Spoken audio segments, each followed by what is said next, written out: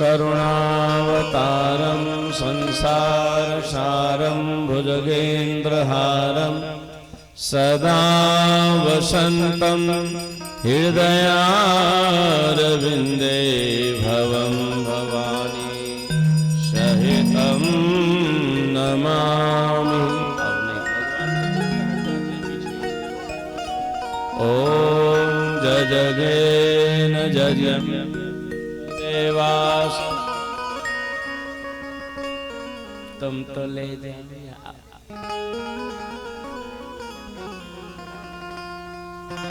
ओम जजगेन जजमयजन्त देवास्तानि धर्माणि प्रथमान्यासन्नः Teh नाकं महिमानः सचंत्र यत्र पूर्वे साध्या सन्ति देवः।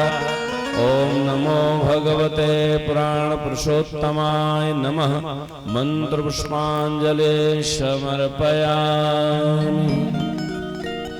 सभी भक्त महानुभाव यथा यथा आसन लेकर विराजमान हो जाएं और भगवान को गोड़ लगे, प्रणाम करें और ब्राह्मणों को तिलक करते हुए सभी साधक यजमान आसन ग्रहण करें।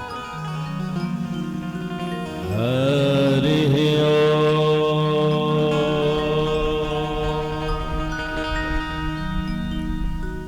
स्वस्ति श्री गणेशाय नमः। मंगलमूर्तये नमः। श्री राधा कृष्ण परम दया सद्गुरु चरण कमलेभ्यो नमः। सर्वे सन्त महापुरुषः चरणार विंदयो नमः।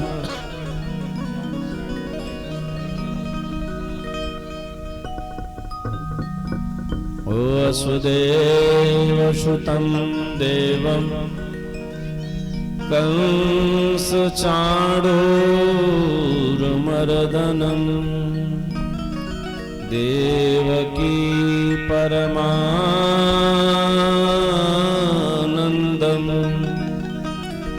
कृष्णं वन्दे जगद्गुरुं।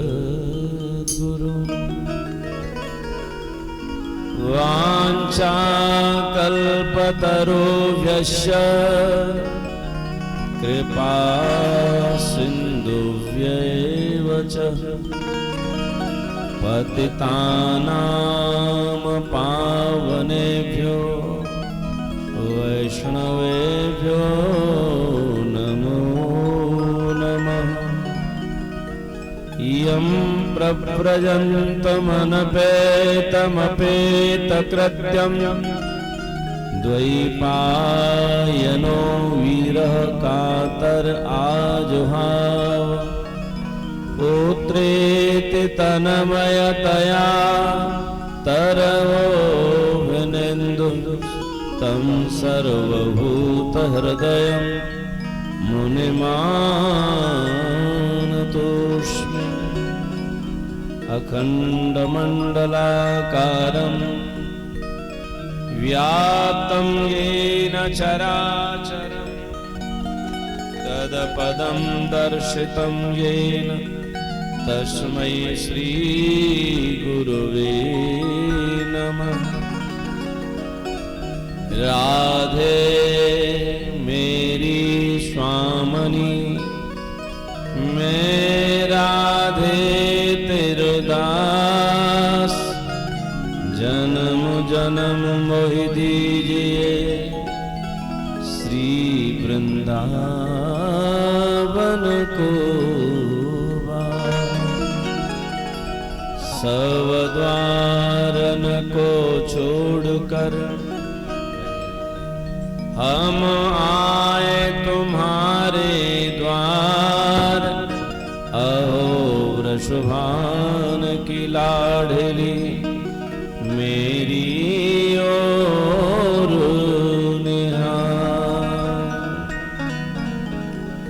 माता मेरी राधिका, पिता मेरो घनश्याम, इन दोनों के चरणों में मेरा बारंबार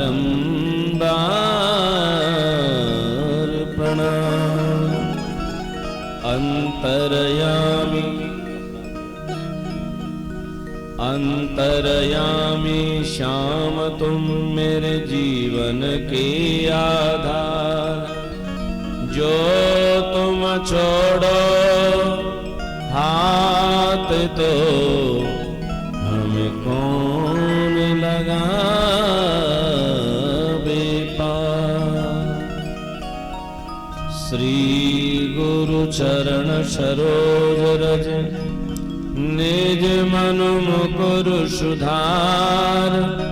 वरणहु रघुवर विमल जस जो दायक फल चार। बुद्धहीन तनु जानके सुमिरो पवन कुमार। बल बुध विद्या देहु मोहि हरहु क्लेश विकार। आए हनुमान विराजिए कथा कहूँ मत अनुसार।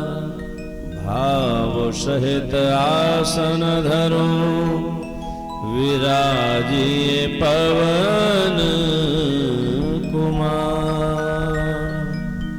चलो सखी उस देश में जहाँ बसे गाय गोपाल। गोरस बेचत हरि मिलत एक पंथ दो काज।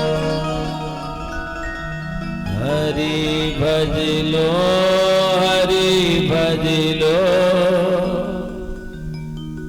हरि भजने का मौका है। हरि भज लो हरि भज लो, हरि भजने का मौका है। हरि भज लो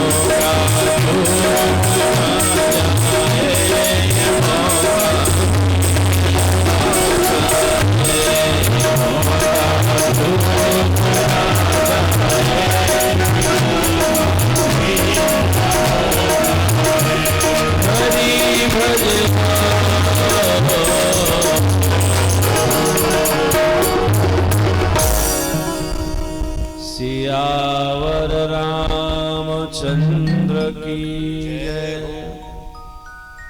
पर ब्रह्म सदगुरु राधा माधव श्री हनुमान जी महाराज श्रीमद् भागवत के परम आचार्य विद्वद वरेण्य विद्वत भक्त भक्ति भाव समाज आप सबके हृदय में विराजे उस परमेश्वर को नमन करते हुए सिया राम मैं सब जग जानी करहु प्रणाम जोर जुग पानी।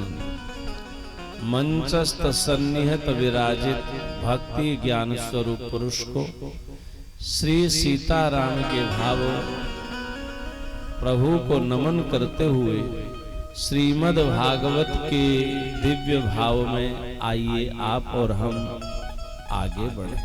सभी सावधान हो जाएं और इस समय जो हमारे ब्रजराज टीवी यूट्यूब चैनल के माध्यम से जो दर्शक देश विदेश में दूर दराज के क्षेत्रों में बैठे हुए हैं या यहाँ बैठे हुए हैं, जो इस कथा को अब के बाद भी देखना चाहते हैं तो हमारा YouTube Brajraj TV channel subscribe करें, शेयर करें, लाइक करें और जो भी अन्य लोग इससे वंचित हैं वो लाभान्वित हों, क्योंकि यह ब्रजराज टीवी यूट्यूब चैनल पूर्ण धार्मिक सामाजिक आध्यात्मिक पारिवारिक सनातन चेतना को जगाने वाला यूट्यूब चैनल है। आप सब लोग लाइक जरूर करें और कमेंट बॉक्स में अपना जो भी कोई विचार है, कोई प्रश्न है, कोई शंका है, आप लोग लिखें ताकि हम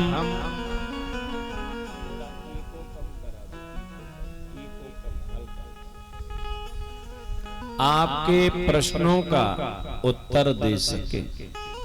बंधुओं, कल आप हम सब श्रीमद् भागवत का उद्गम कहां और कब और कैसे हुआ। श्रीमद् भागवत में 4 वेद, 6 शास्त्र एवं 18 पुराणों का सार भाव ही श्रीमद् भागवत है। परमपिता परमात्मा प्रभु नारायण ने यह सृष्टि के उद्गम काल में ब्रह्मा जी को चतुश्लोकी भागवत के रूप में प्रदान किया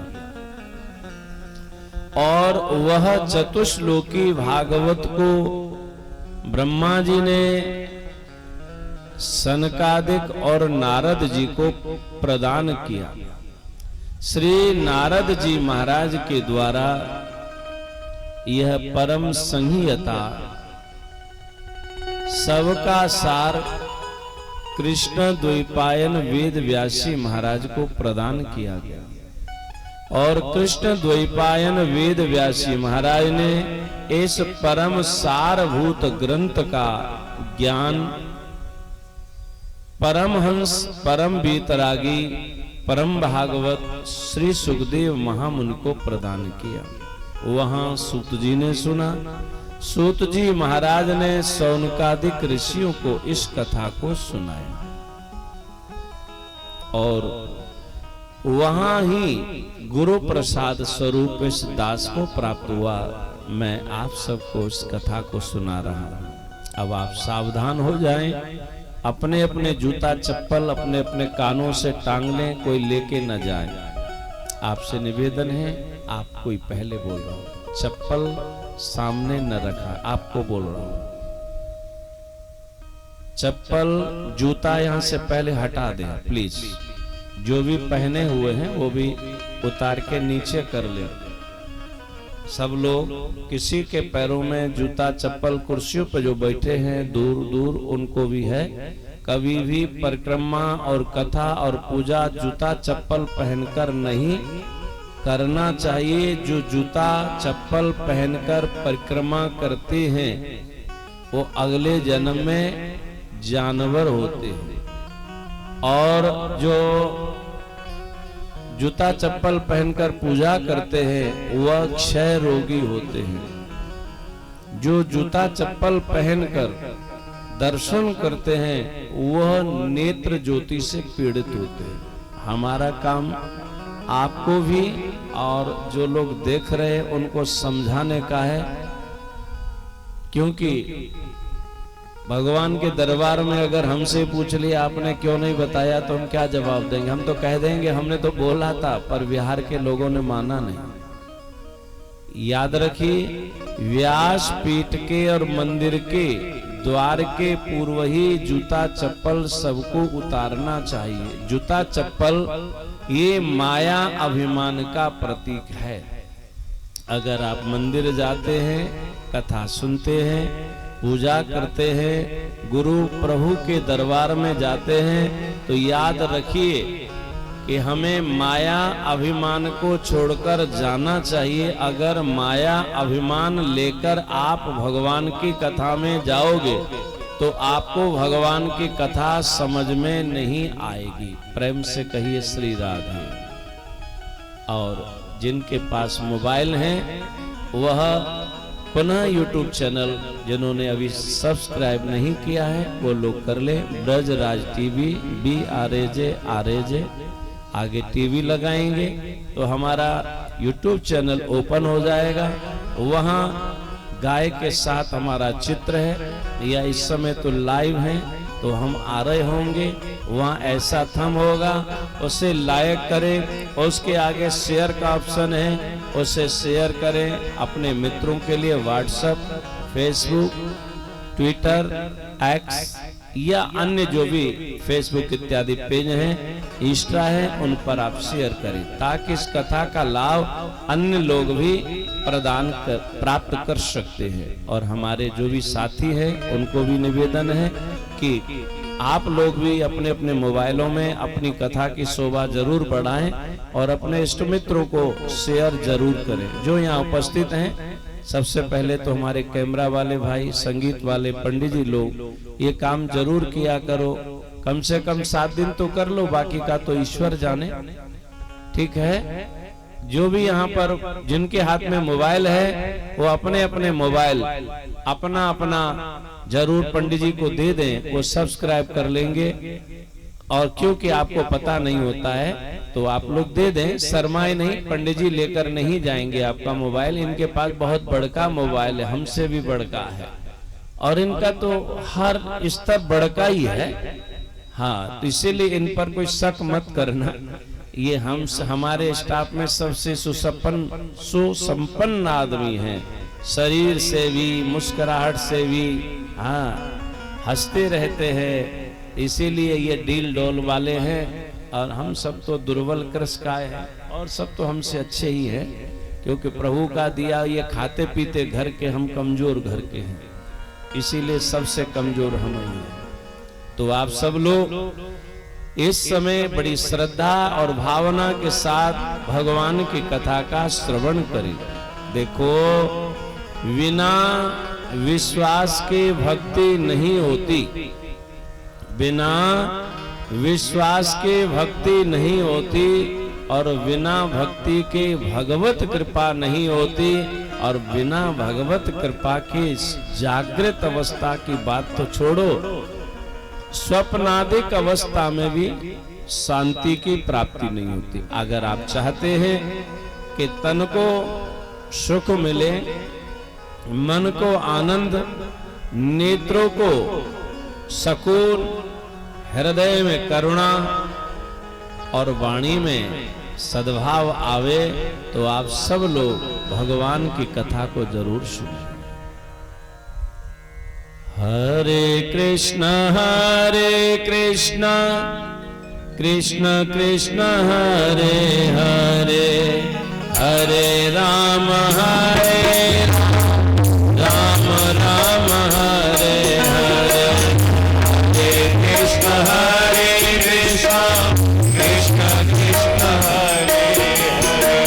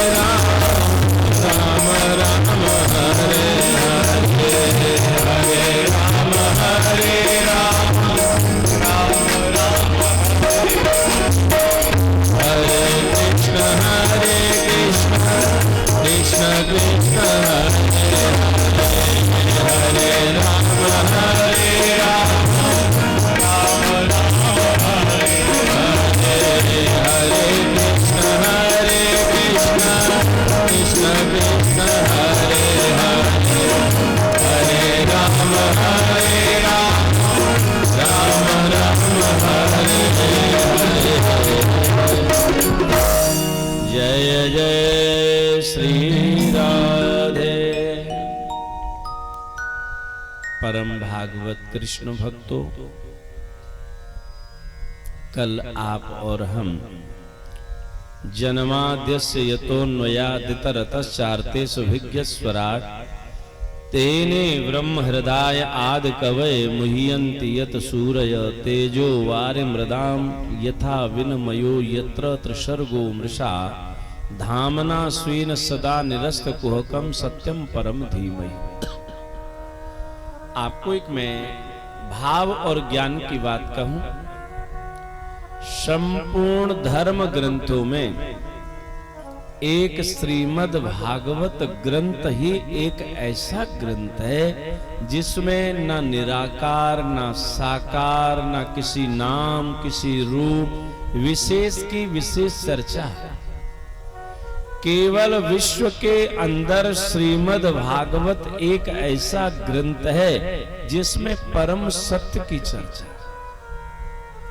और वह भी प्योरीफाइड परम सत्य की, जिसको धीमान एवं बुद्धिमान मानते, मूर्ख नहीं। जो विद्वान लोग जिस परम सत्य को स्वीकार करते हैं, यह उस परम सत्य की चर्चा है। श्रीमद् भागवत जो परम सत्य जन्म से परे है, सृजन पालन दुख और सुख लाभ एवं हानि से जो परे है, जो परम सत्य, जिस ईश्वर को बिना आधार बिना आश्रय के धारण किया है, जिस आकाश एवं धरती को जिस परम सत्य ने, जो सूर्य बनकर सबको देता है प्रकाश, जो जीवन वन वायु बनकर देता है जीवन, अन्न बनकर देता है जो प्राण शक्ति, जीवन जीने की ताकत, वह परम सत्य जो त्रिकाल में सत्य है। अगर सत्य है तो वो ईश्वर ही है, और मिथ्या है तो वह उसके द्वारा सृजित की गई रचना है। जैसे बांस का पेड़ उत्पन्न हुआ, कटेगा, सूखेगा, जल जाएगा, गल जाएगा। हमारा शरीर, हमारा जन्म हुआ, हम पले बड़े, आगे बढ़े, उसके बाद क्या हुआ? गुब्बारे से, बैलून से हवा निकली और यह फूट गया। हमारे शरीर का फिर दुनिया वालों ने क्या किया पता ही होगा। क्या करते हैं आपके यहाँ? फ्रीजर में रखते हैं। परिवार वाले बहुत जल्दी जल्दी नदी में बहा देते हैं, या जला देते हैं, या दफना देते हैं। ऐसा तो नहीं कि भाई हमारे पिताजी हैं इनको रख लिया जाए, ऐसा नहीं, उनको रखा नहीं जाता। आप एक बात ये कन्फर्म मान लें, जो हमसे पहले जो गए, वो जो किया है वही हमारे संग होने वाला है। बोल होने वाला है ना? तो हमें बड़ा सोच समझ कर, बड़ी सावधानी पूर्वक जीवन जीना चाहिए। और जो कथा है, जो भागवत है, जो यज्ञ है, ये सभी जो चर्चा है, ये वास्तव में हमें जीवन में ना सावधान करती है, समझाती है। जैसे किसी मार्ग से आप निकले और वहां कुछ लोग मिल जाए, भैया सावधानी से जाना, आगे लूटपाट हो जाती है। होती थी ना पहले, आजकल तो कम हो गई है, अब तो ट्रेन में होती है, अब तो सरेआम होती है। पहले होती थी जंगल में, अंधेरे में होती थी ना, और अब तो सरेआम हो रही है। तो याद रखो कि हमारे जीवन में चोर बहुत मिलने वाले हैं, और वो लूटपाट करेंगे। काम, क्रोध, मद, लोभ, द्वेष, दंभ, पाखंड, ईर्ष्या, ये मन, ये सभी हमारे बाह्य नहीं, ये आभ्यंतर चोर भी है। इन चोरों से सावधान रहना है। अगर तुम सावधान रहोगे तो बच जाओगे, और थोड़ी सी गलती कर दी ना तो लुट जाओगे। कई लोग यहाँ सावधान हैं, जो समझदार हैं वो बच जाते हैं, और जो ना समझ हैं वो लुट पिट जाते हैं, फिर बाद में पछताते, बाद में रोते हैं। आपसे एक और बात कहूं कि श्रीमद् भागवत ग्रंथ सत्यम परम धीमहि, जिस परम सत्य का धीमान विद्वान करते हैं ध्यान, ऐसे ज्योति स्वरूप परमात्मा को हम प्रणाम करते हैं। बोलिए भागवत भगवान की जय। तो बोल लिया करो सभी लोग, जय में कोई घाटा नहीं लगता है। एक बात बता में, जो भगवान की कथा में भगवान के नाम का जयकारा लगाते हैं, उसके घर में कलयुग नहीं आता। जो भगवान के नाम का जयकारा लगाते हैं, उनके घर के पाप भाग जाते हैं। अब कहां भाग जाते हैं भाई? जो जय बोलते हैं उनके पाप भाग जाते हैं, और जो जय नहीं बोलते हैं उनके घर में घुस जाते हैं। अब आप बताओ, दूसरे के पाप अपने घर में बुलाना चाहोगे? बुलाना चाहोगे? अच्छा ये बताओ, आप अपने जीवन में अपनी हार चाहते हो कि जीत चाहते हो? हार चाहते हो सच में? देखो, ना तो पत्नी पति से हारना चाहता है, ना पत्नी पति को हारना चाहते। नो नो, ना भाई से तुम हारना चाहते हो, ना पड़ोसी से हारना चाहते हो, माने हारना ही नहीं चाहते हो। जीतने की चॉइस तुम्हारी बनी रहती है। पर एक बात याद रखो, अगर तुम्हें हारने से बचना है, यहाँ भी हार से बच जाओगे और वहां भी हार से बच जाओगे, अगर तुम भगवान के नाम का निरंतर जयकारा लगाओगे। बांके बिहारी लाल की, बांके बिहारी लाल की। एक बात बतावें, आप हम सब जो जितने भी आते हैं इस व्यासपीठ की शोभा के लिए आए, किसी न किसी रूप में हम अभिनय करने आए हैं। हमें 100% हमें अभिनय में साथ देना चाहिए। हम एक अभिनय कर रहे हैं कथा का, ये संगीत का अभिनय कर रहे हैं, ये पांडित्य का अभिनय कर रहे हैं। आप श्रोता हैं तो आप अपना अभिनय कर रहे हैं, तो अभिनय में अगर हमें सहयोग करना पड़े तो करना चाहिए। अगर हम अभिनय न करें तो कभी भी किसी भी कार्य क्षेत्र से जुड़ना नहीं चाहिए, सबको घर में रहना चाहिए। और एक और बात याद रखो, 7 दिन किसी भी कथा व्यास के साथ कोई भी संगीतकार या ब्राह्मण या श्रोता जुड़े तो 7 दिन उस व्यासपीठ के अकॉर्डिंग चलना चाहिए। मेरा इनडायरेक्ट वे में सभी सहयोगियों के लिए मैसेज है, चाहे मेरे साथ आए हैं चाहे किसी और के साथ जाते हैं। अगर किसी के विचारों से तुम सहमत नहीं हो तो कभी उसके साथ मत जाओ, परंतु अगर चले गए हो तो 7 दिन उसके विचारों को एक्सेप्ट करके, एडजस्ट करके डाइजेस्ट करो। अगर आप तीनों कार्य नहीं करते हैं तो निश्चित ही कहते ना, जिस हांडी में खा रहे हो उसमें तुम छेद कर रहे हो, जिस हड़िया में खा रहे हो उसमें छेद कर रहे हो। ऐसे निगुरा कृतज्ञ आदमी यहाँ भी सुख नहीं भोगता है, और वहां तो पता नहीं, हम तो भी वहां गए नहीं है, जाएंगे तब वहां हालचाल पता लगेगा। पर यहाँ का मेरा स्वयं का और आप सबका अनुभव है। प्रेम से कहिए श्री राधे, श्री राधे। मुंह खोला करो।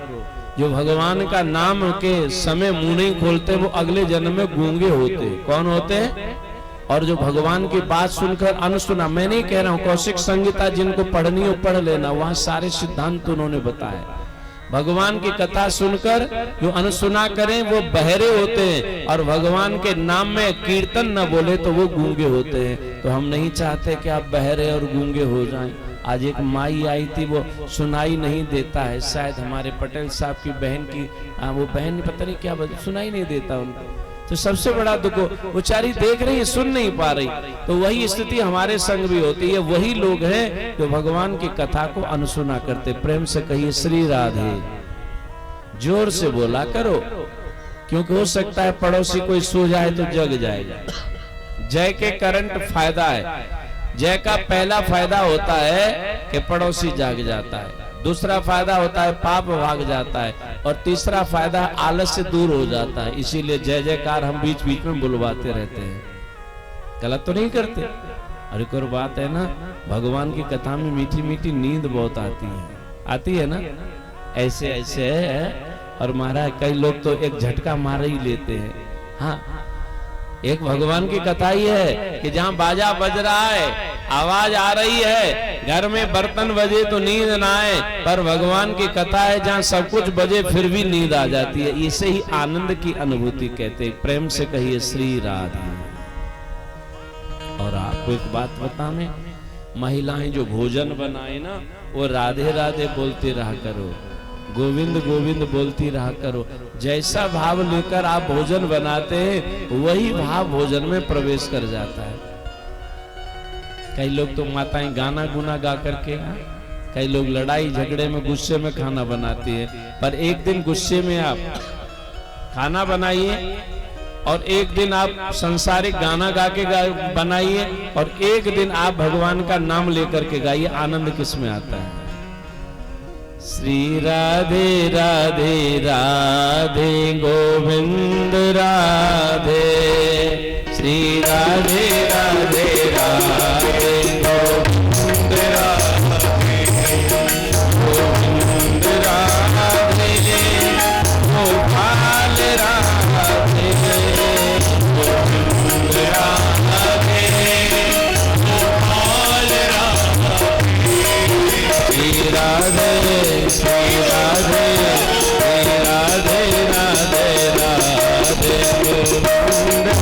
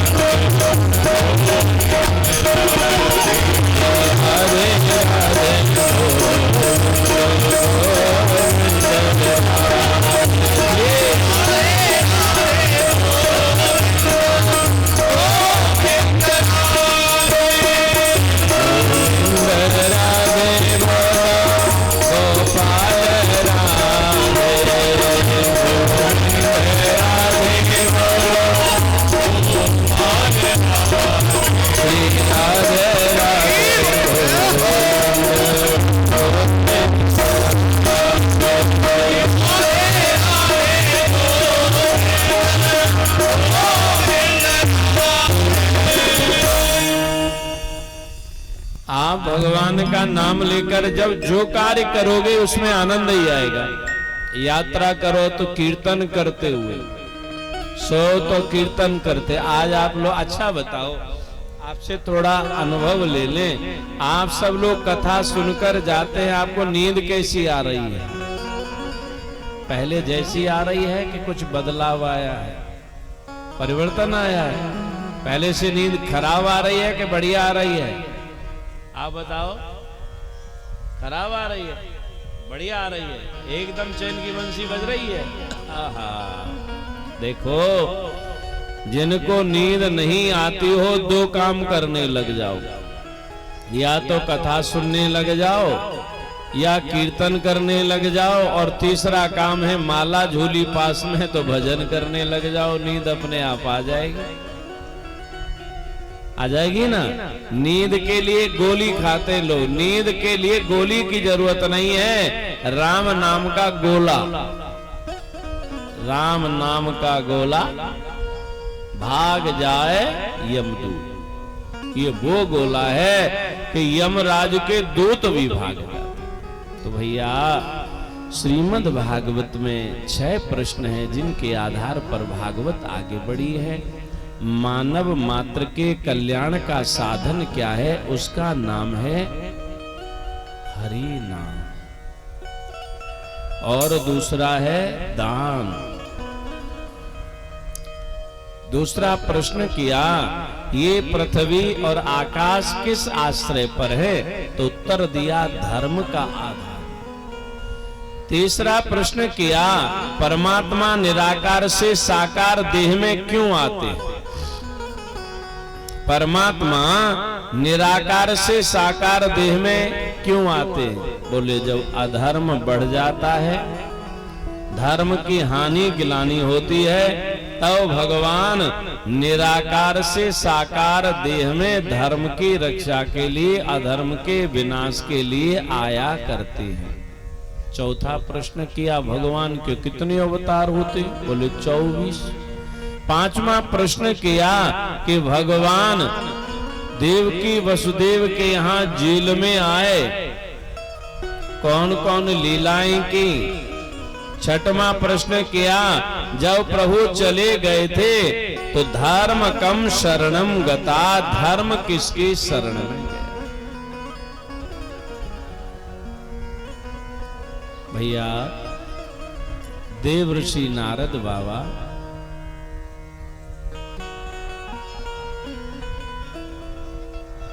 मृत्यु लोक में आए और वहां से कृष्ण द्वैपायन वेद व्यास जी के पास पहुंचे, जो बड़ी खिन्न चित्त अवस्था में थे।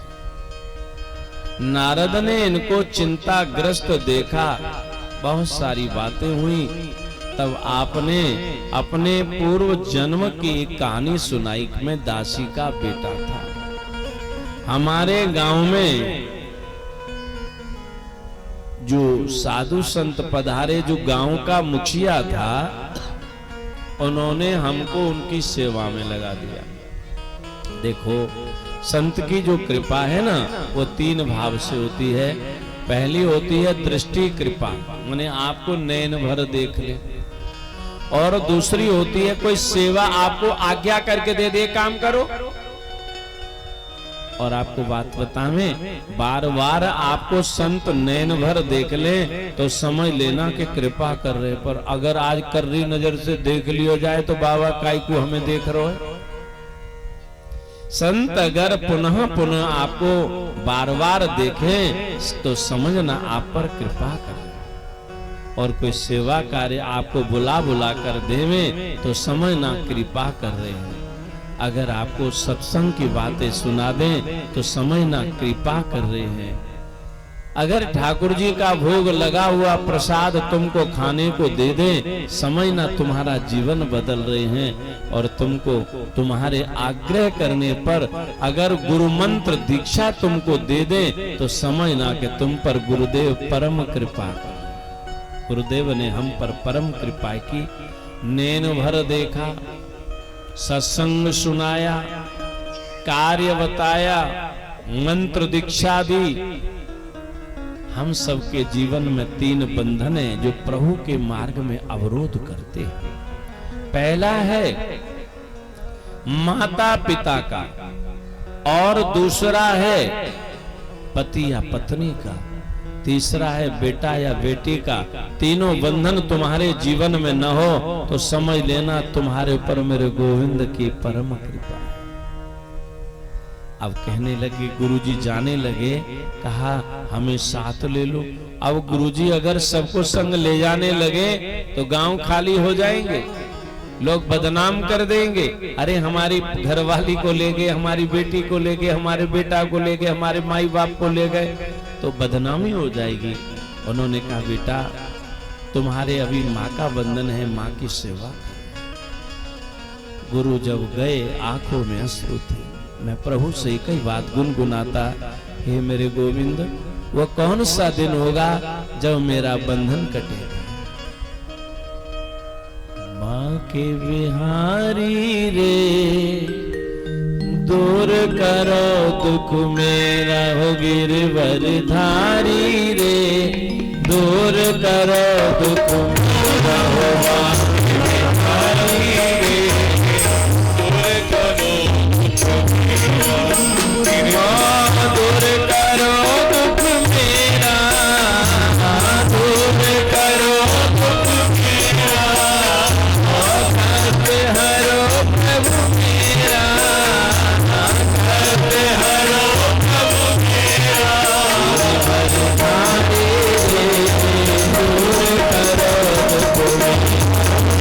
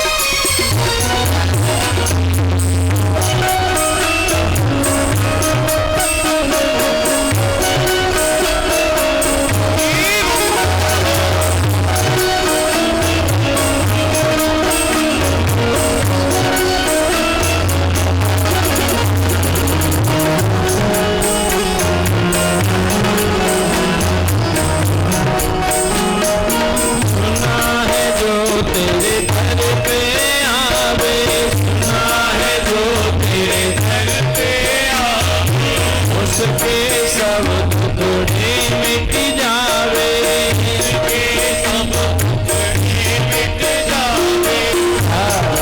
आया आया शरण दूर करो दुख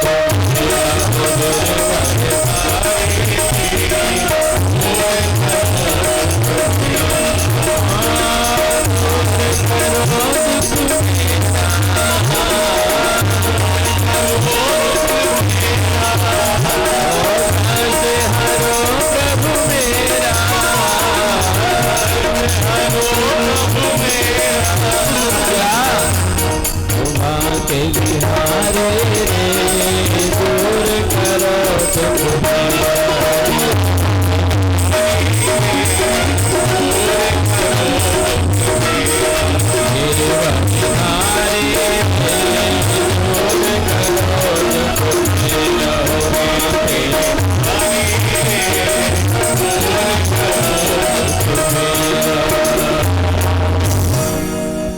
सवरी अहेल्या तुमने तारी, सवरी अहेल्या तुमने तारी। प्रभु हमने सुना है जो कोई भी तुम्हारे दर पर आया उनका कल्याण आपने किया है। एक दिन हमारी माँ गौ का दोहन करने के लिए गौ फिरकने जा रही थी। रास्ते में काले सांप ने हमारी माँ को काट लिया और माँ मर गई। अब बोलो माई मर जाए तो रोना आई कि नहीं आई? माई मर जाए तो नहीं आता है रोना, आता है। अच्छा बताओ माई मरी अच्छा हुआ कि बुरा हुआ? बुरा हुआ। मरने वाला प्रभु से मिल गया और संसार से छूट गया, बुरा हुआ कि सही हुआ? देखो यह संसार एक जेल है। यहां जो मर गया वो जेल से छूट गया और आ गया वो जेल में फंस गया। आने वाला अच्छा है कि जाने वाला? आने वाला जाने वाला। मरणम मंगलम मत्र। हमारे साधु संत जो होते हैं ना, उनका जन्मदिन नहीं, उनकी पुण्यतिथि मनाई। क्या मनाई जाती है? और आजकल तो महाराज बाबा लोग जन्मदिन में मना के गिफ्टन इकट्ठी कर रहे हैं। कल हमारा जन्मदिन था, किसी को पता है हमारा जन्मदिन था? किसी को नहीं पता, हमें ही पता है। जन्मदिन संसार से मिलने वाला दिन है, इसकी खुशियां मनानी चाहिए। माने जेल में आने वाला दिन है और मरण दिन प्रभु से मिलने वाला दिन है। बोलो कौन सा दिन अच्छा है? इसीलिए साधु संतों की जन्म तिथि नहीं, पुण्य तिथि मनानी चाहिए। पर अब तो हमारे धर्मात्मा संत भगवान सब जन्मदिन मना रहे हैं। बड़े दुर्भाग्य की बात है। क्या तुलसीदास ने, कबीरदास ने, तुलसीदास ने, रविदास ने क्या कभी अभी अपना जन्मदिन मनाया था? अरे जरा इतना तो विचार लो। बोलो मनाया था? आप लोग गए थे क्या बर्थडे पार्टी में? नहीं गए ना। एक बात बताऊं, जन्मदिन मनाने से आयु कम होती है। संतों की हजारों वर्ष आयु होती थी। क्यों होती थी? तो उनका जन्मदिन नहीं मनाया जाता था। अगर लंबी आयु चाहते हो तो जन्मदिन कभी मत मनाओ। क्या बोलो? मनाना चाहिए। जेल वाला दिन अच्छा है कि जेल से छूटने वाला दिन अच्छा है? जननम अमंगलम नत्र मरणम मंगलम मत्र। जन्मदिन संसार से मिलने वाला दिन है और भैया मरण दिन भगवान से मिलने वाला। तो क्या मनाना पसंद करोगे, जन्मदिन कि मरण दिन? पर केक कौन खाएगा मरने के बाद? आजकल तो केक के लिए खा रहे। याद रखना, हमारे जन्मदिन अगर वैसे तो हमारे पक्ष में मनना ही नहीं चाहिए, इसे स्मृति दिवस मनाओ। और जन्म तारीख नहीं, जन्म तिथि मनाओ। कौन सी तिथि मनानी चाहिए? जिसमें तुम्हारा जन्म हुआ है। जन्मदिन कैसे मनाए? पहले तो मनाए ही नहीं, और मनाना ही हो तो जन्म तारीख नहीं, जन्म तिथि मनाओ, जिस तिथि में तुम्हारा हमारा जन्म है। मनाना ही है तो केक काट करके नहीं, खीर बांट करके मनाओ। शराब मांस मदिरा खा करके नहीं, गरीबों को हॉस्पिटल में, विद्यालय में बच्चों को फल बांट करके मनाओ। बोलो, केक काट करके अच्छा है कि फल बांट के अच्छा है?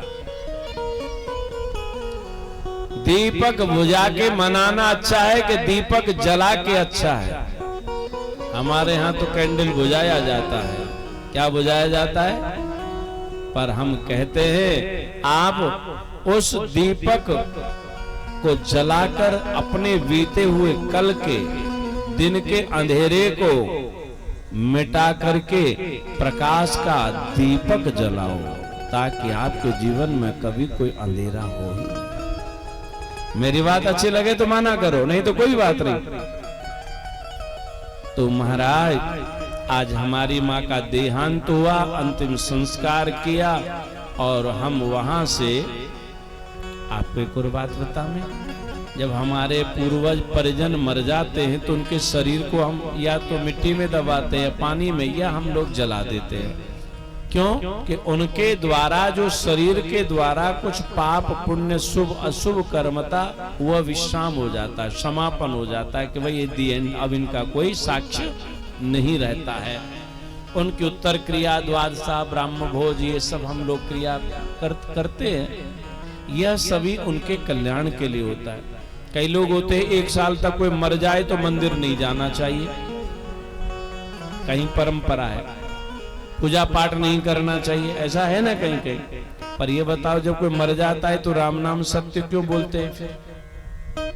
फिर राम का नाम इतना ही बुरा है तो मत बोला करो। देखो, जन्मदिन हो या मरण दिन हो, इनके बाद तो यात्रा और करना चाहिए, उनके लिए पूजा पाठ जरूर करना चाहिए, श्राद्ध कर्म जरूर करना चाहिए, उनके लिए याज्ञिक कार्य करना चाहिए। जो दिवंगत जो आत्मा मर जाती है, धनंजय रूपी प्राण जो हमारे घर में रहता है 1 साल तक, वह हमारे शुभ अशुभ कर्मों को देखा करते हैं कि हमारे परिवार वाले हमारे लिए क्या कर रहे हैं।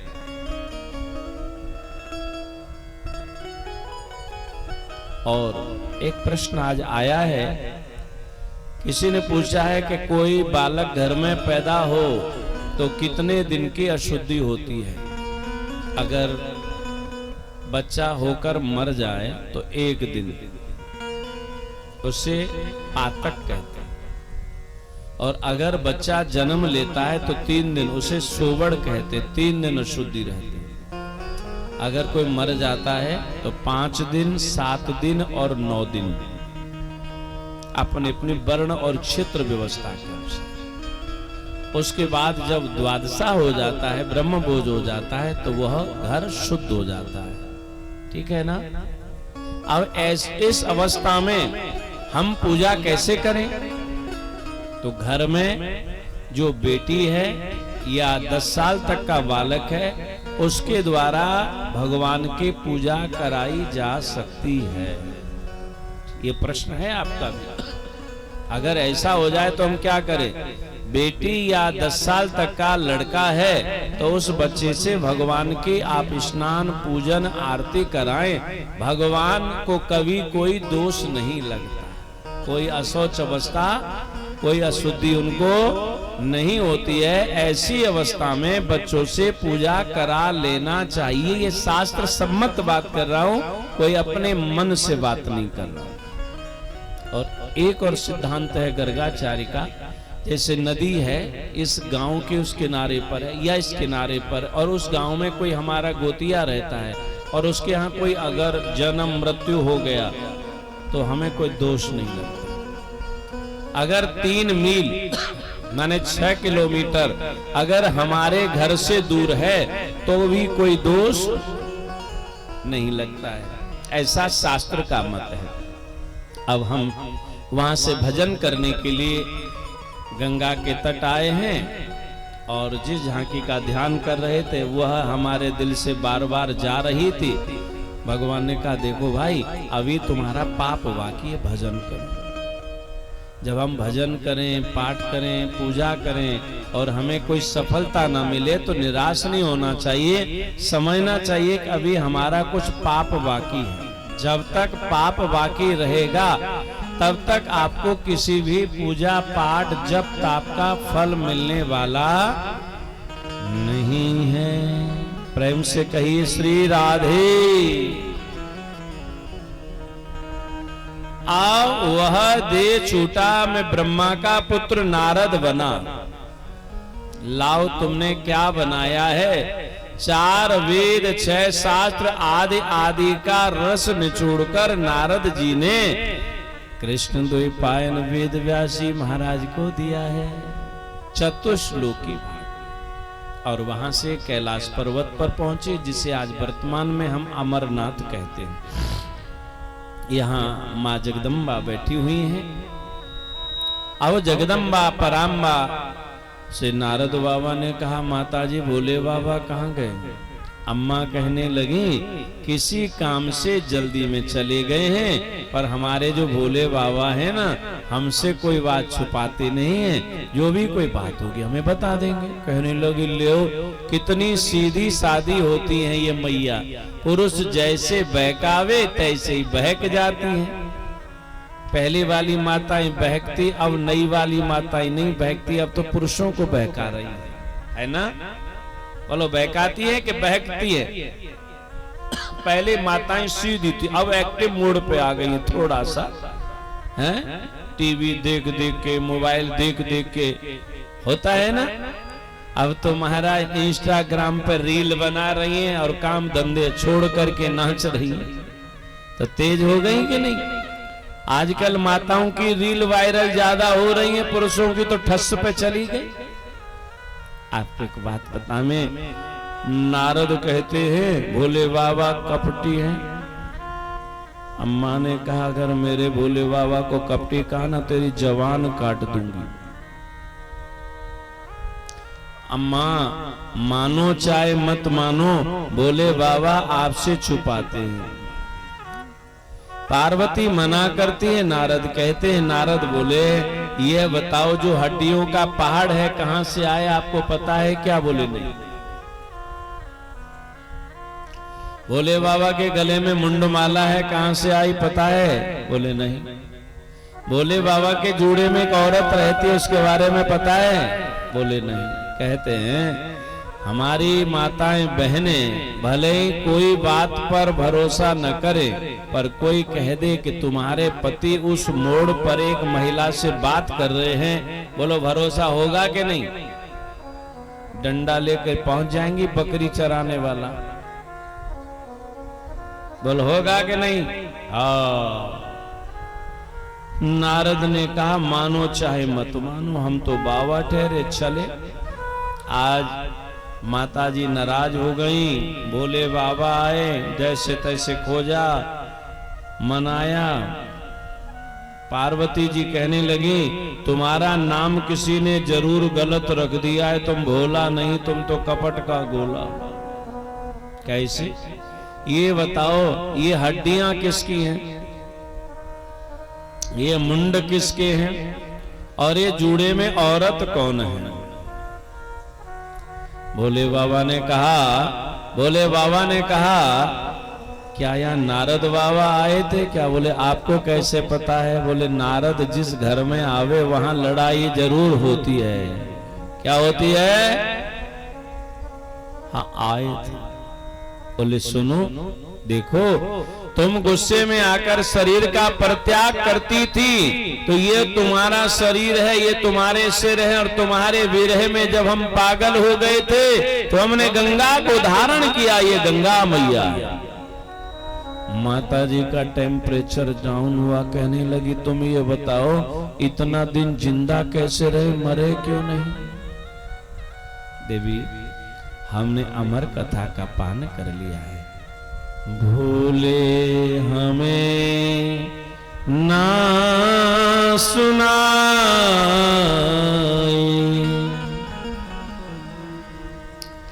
भूले हमें ना सुनाई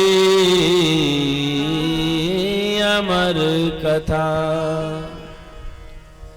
अमर कथा भोले प्रेम कथा, अमर कथा भोले प्रेम कथा, भोले हमें न सुनाई अमर कथा, भोले हमें न सुनाई अमर कथा, भोले हमारी कथा सबो प्रेम कथा, भोले हमारी कथा सबो प्रेम कथा, भोले हमें ना सुनाई अमर कथा, भोले हमें ना सुनाई अमर कथा। देवी आपने पूछा नहीं और हमने कभी बताया नहीं, बोले आज बताइए ना। महाराज जब माताओं को कुछ नई जानकारी चाहिए होती ना तो घर के काम बहुत जल्दी होते। अच्छा बताओ सबसे जल्दी किन किन अवसरों पर स्त्रियों के काम जल्दी होते? माने खाना बहुत जल्दी बनता है, वो 3 अवसर बताओ। आपको पता है कि हम बताएं? पता है? एक पहला अवसर आता है जब मायके से भाई घर आया हो। बोलो खाना कितनी देर में बनता है? चुटकियों में। और मायके नैहर जाना हो, बोलो खाना कितनी देर में बनता है? डबल जल्दी में। और महाराज सिनेमा, पहले सिनेमा देखने जाते थे उस दिन और जल्दी बनता था, कहीं शो न रह जाए। आज माता जी ने सुंदर सा भोजन बनाया पवाया और कहने लगी सुनाओ ना। बोले पहले जाके देखो कोई है तो नहीं। आपको एक बात बता, मैं भगवान की कथा एकांत की है। किसकी है? ये इतने लोगों का नहीं। जब सुखदेव भगवान ने परीक्षित को कथा सुनाई तो वहां सुबह सूर्य उदय स्नान करके सुखदेव जी और परीक्षित बैठते थे संध्या काल तक। महाराज भूख प्यास की व्यवस्था नहीं होती। सुखदेव जी ने एक दिन कहा परीक्षित जी तुम्हें भूख लगी होगी, कुछ खा पी लो। कहने लगे गुरुजी आपके मुख से निकले हुए वचनामृत प्रेमामृत कथा का पान करके मेरी भूख प्यास गायब हो गई। एक और आपको प्रैक्टिकली बात बताएं, जब कथा तुम सुनने लग जाओगे ना तो सबसे पहले 2 चीज आपकी कम होंगी, प्यास कम लगती है और भूख कम लगती है। क्यों पटेल साहब भूख लग रही है क्या? हाँ? देखो ये बहुत जल्दी खाना खाते थे, हमें ऐसा आइडिया है इनका चेहरा देख करके। जल्दी नहीं खाते थे, 3 टाइम खाते थे। और यहाँ अब ये फलोहार पर ही रह रहे हैं और मुझे लग रहा है सब उससे बाद में खा रहे होंगे आजकल। भूख नहीं लग रही ना? यह कथा का ये पहचान है। जब आप ईमानदारी से कथा सुनोगे तो आपके भूख और प्यास गायब हो जाए, समझ लो कि आपको कथा अच्छी लग रही है। और भूख प्यास लगे, समझ लो कथा अच्छी।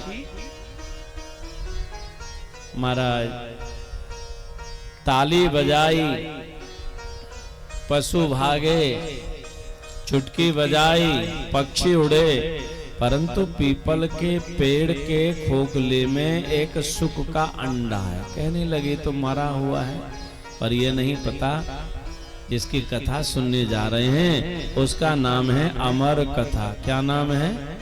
मरे हुए को जो अमर कर देती है उसका नाम अमर कथा है। कथा समझ में आ रहा है कि हम वैसे बकबक कर रहे हैं? जिनको समझ में आ रहा है वो हाथ उठाओ जरा, हमें भी पता लगे। आप समझ में आ रहा है पक्का ना? कोई भाषा में परेशानी तो नहीं हो रहा ना? एक आध शब्द मिस्टेक होता होगा, बाकी का तो 80 आ रहे हैं ना, 20 नहीं आ रहे, कोई बात नहीं, 80 आए 100 आ रहे हैं। मैं प्रयास करता हूं कि कोई ऐसा क्लिष्ट शब्द न बोला जाए जो आप न समझे, क्योंकि हम तो भारतवर्ष में सब जगह जाते हैं तो हमें थोड़ा थोड़ा आइडिया तो हो ही गया है। सामान्य शब्दों का चयन करके हम बोलते हैं, फिर भी अगर ना आए तो आप दोबारा पूछ सकते हैं। अब यहाँ भगवान की कथा प्रारंभ हो रही है। कथा है ज्ञान की, कथा है भाव की, कथा है ज्ञान की, कथा है भाव की, कथा है ज्ञान की, कथा है भाव की, कथा है ज्ञान की, कथा है भाव की, कथा है ज्ञान की, कथा है भाव की, कथा है ज्ञान की, कथा है भाव की, कथा है ज्ञान की, कथा है भाव की, कथा है ज्ञान की, कथा है भाव की, कथा है ज्ञान की, कथा है भाव की। यह भागवत जो कथा है वह ज्ञान की कथा है, यह भाव की कथा है, ये प्रेम की कथा है, ये वैराग्य की कथा है। ये कथा भगवान को पाने वाली कथा है, संसार के प्राणियों की व्यथा को हरने वाली कथा। भगवान के विवाह तक तो माताजी जगती रही, पर भगवान के विवाह के बाद माताजी को नींद आ गई। राम कथा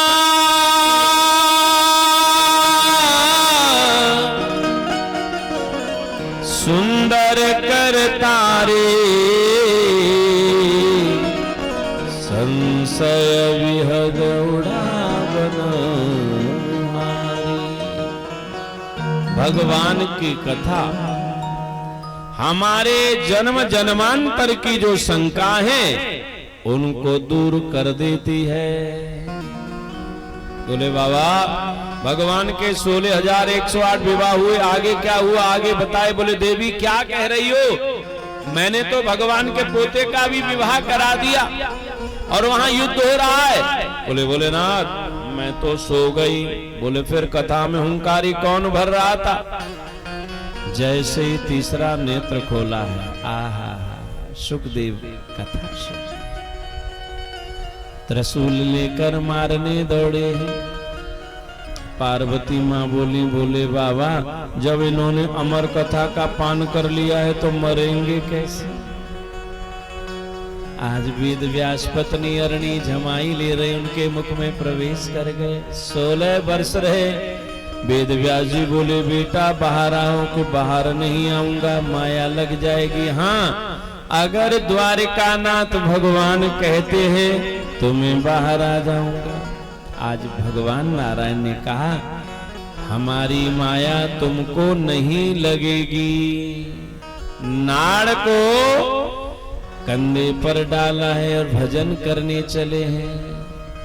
तम सर्वभूत हृदयम मुनिमानतोष।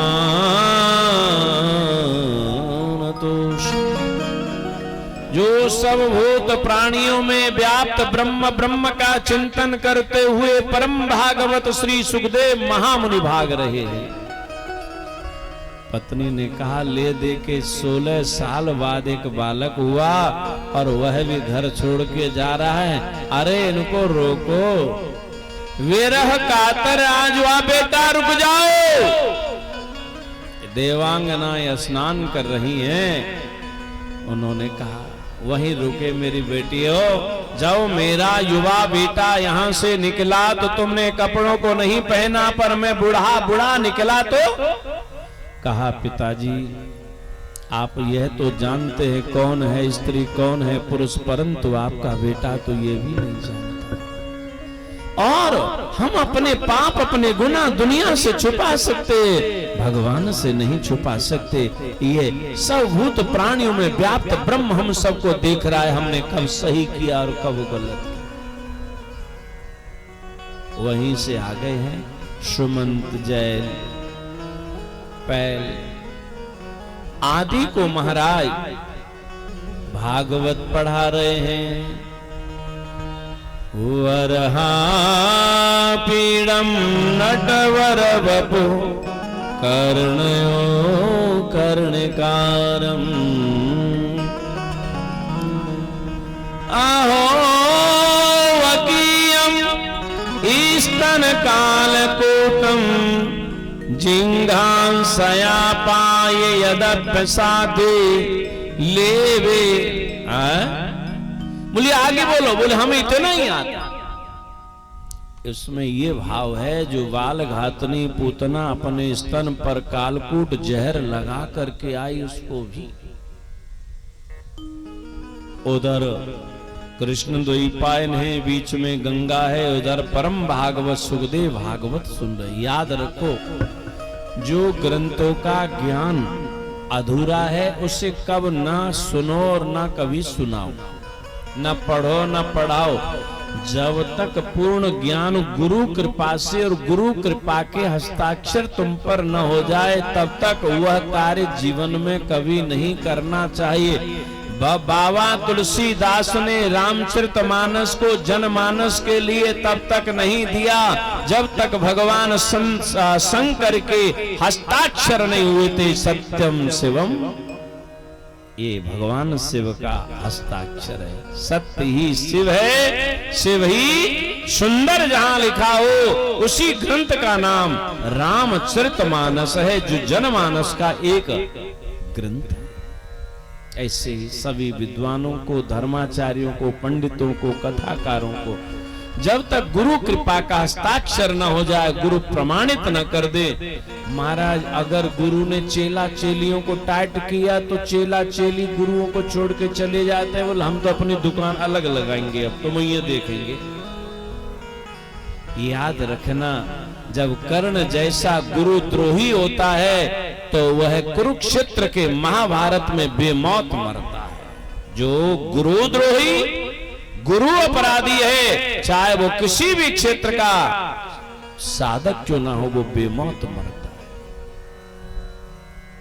इसलिए जब तक हमें गुरुदेव पूर्ण प्रमाणित न कर दें तब तक किसी भी कार्य को, किसी भी साधक को आगे नहीं करना चाहिए। छाया सुख का निर्माण कर गुरु को प्रणाम करके आप वहां से चले हैं। किस देवता ने मेरा दिल चुरा लिया है, किस देवता ने मेरा दिल चुरा लिया है, दिल चुरा लिया है, दिल ले लिया है,